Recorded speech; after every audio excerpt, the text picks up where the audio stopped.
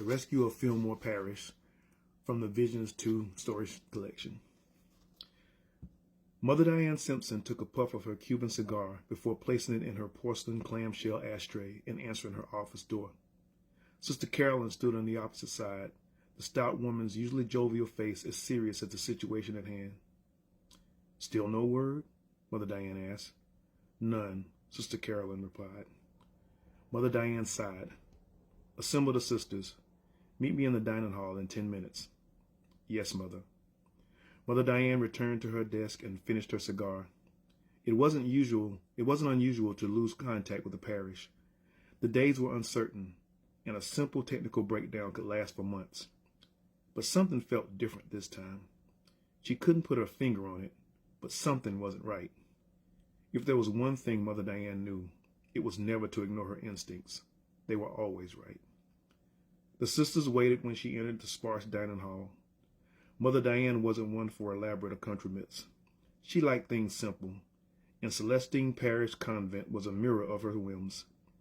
The previous convent director, Mother Patricia Holmes, was the exact opposite. The convent teemed with religious items and other artifacts, something that was impractical in the current times. The sisters had to be prepared to evacuate at a moment's notice, and packing hundreds of frivolous trinkets could mean death for them all. The sisters stood at attention until Mother Diane reached a seat at the head of the table. She sat, then nodded for the others to do the same. All complied except Sister Marie. The tall, lithe woman waited until everyone was seated before speaking. "Mother Diane, I have grim news from Filmore Parish. It seems the entire parish is under attack." "Who is it this time? The Southern Disciples? The Athens Anarchists?"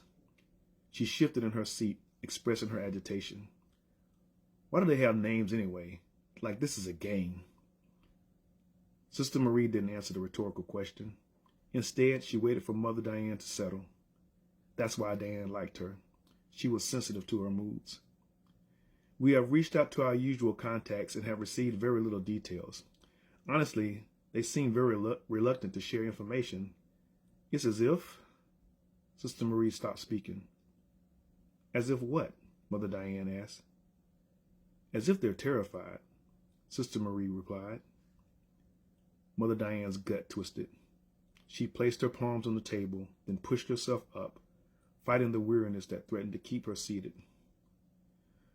"Put together a reconnaissance team," she said to Sister Marie. "Who will be in command?" Sister Marie asked. "Me," Mother Diane replied. She marched away from the table. She couldn't send anyone else on this assignment. She had a feeling that whatever they discovered, she needed to see with her own eyes.